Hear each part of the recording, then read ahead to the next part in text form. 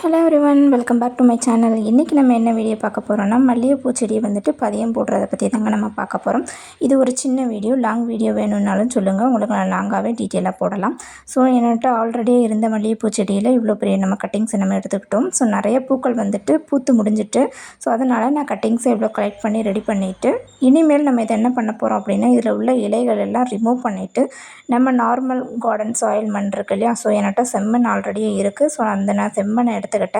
செம்மண்ணை நம்ம எடுத்துக்கிட்டு நம்ம இந்த கம்பெல்லாம் கரெக்டாக ஷேப்பில் உங்களுக்கு எந்த அளவுக்கு வேணுமோ அந்த அளவுக்கு வந்துட்டு கட் பண்ணி எடுத்துக்கோங்க. இந்த மாதிரி ஒரு சின்ன ஒரு பாட்டில் வந்துட்டு மண்ணை நிறச்சிக்கோங்க. ஒரு 8 இன்ச் பாட்டு தான் நான் வச்சுருக்கேது. ஸோ அதை நிறச்சிட்டு இதில் உள்ள லீஃபெல்லாம் நீங்கள் ரிமூவ் பண்ணிவிட்டு ஒன்று ஒன்றா கட் பண்ணி நீங்கள் வச்சுக்கிறணும். ஒரு 1 வீக் அல்லது ஒரு 2 வீக் அப்புறம் நீங்கள் அதை பார்த்தா போதும். ஏன்னா நீங்கள் அது வரைக்கும் நிழல் பாங்கான இடத்துல வச்சுக்கோங்க. வெயிலில் டேரெக்டாக கொண்டு போய் வைக்காதீங்க. கம்பை எப்போயும் ஊண்டி வைக்கும்போது நம்ம தண்ணி ஊற்றி கொடுக்கணும். அதுக்கப்புறம் மேலே ஒரு பாலித்தீன் கவர் மட்டும் போட்டு கவர் பண்ணிக்கோங்க.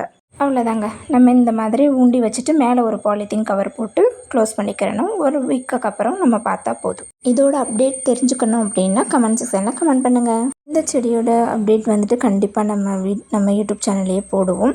ஸோ எப்படி நம்ம வீட்டில் இருக்க செடிகளை வச்சு பதியம் போடலாம் அப்படின்றத இப்போ நீங்கள் பார்த்துருப்பீங்க. இப்படி இருக்க நம்ம செடியிலே இருந்தே நம்ம பதியம் எடுத்துக்கலாங்க. நம்ம வெளியே போய் காசு கொடுத்து வாங்க தேவையில்லை இல்லையா?